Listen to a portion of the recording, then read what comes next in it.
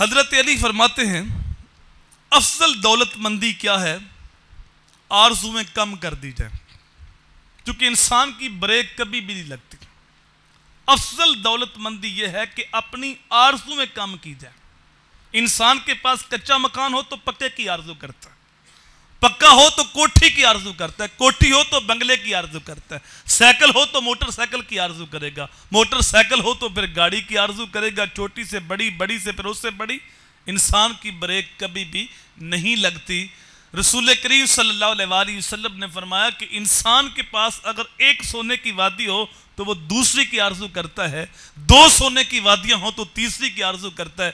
فرمایا انسان کا منہ قبر کی مٹی بھر سکتی ہے، ویسے انسان کا منہ نہیں بھرا جاتا۔ تو افضل دولت مندی یہ ہے کہ اپنی آرزو میں کم کی جائے، جتنا اللہ نے دیا اس پہ شکر ادا کر کہ مالک تیرا شکر ہے۔ انسان جب شکر کرتا ہے تو اس کے رزق میں اور برکت آتی ہے، اس کی نعمتوں میں اضافہ ہوتا ہے، اور جب وہ رونا شروع کر دیتا ہے تو نعمتیں چھننا شروع ہو جاتی ہیں۔ اور ایک اور آپ کی بات بڑی خوبصورت ہے، آپ فرماتے ہیں کہ جو اللہ کے دیے ہوئے تھوڑے رزق پہ راضی ہو گیا، اللہ قیامت کے دن اس کے تھوڑے عملوں پہ راضی ہو جائے گا۔ کہ جب اللہ تعالیٰ نے اس کو تھوڑا رزق دیا اس نے کبھی شکوہ شکایت نہیں کیا، کہا مالک تیرا شکر ہے۔ انسان اگر اپنے نیچے دیکھے تو پھر شکر کرنے کا مزاج پیدا ہوتا ہے۔ انسان پریشان اس وقت ہوتا ہے جب اوپر دیکھتا ہے، اور ہر اوپر کے ایک اوپر اور بھی ہے تو انسان کی بریک نہیں لگتی، لیکن جب نیچے دیکھتا ہے دو ختم ہو جاتا ہے۔ شیخ سعدی شرازی فرماتے ہیں میں نے دمشق کی جامعہ مسجد میں نماز جمعہ ادا کی تو میرا جوتا کس نے اٹھا لیا۔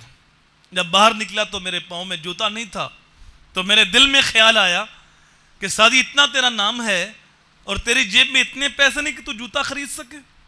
یہ خیال آنا تھا تو کیا دیکھا کہ بندہ آ رہا ہے رینگتا ہوا جس کے پاؤں ہی نہیں، تو کہتا ہے میں نے اسی وقت سجدہ کیا اللہ کی بارگاہ میں، مالک تیرا شکر ہے میرے پاؤں تو سلامت ہیں، جوتا آج نہیں تو کل مل جائے گا۔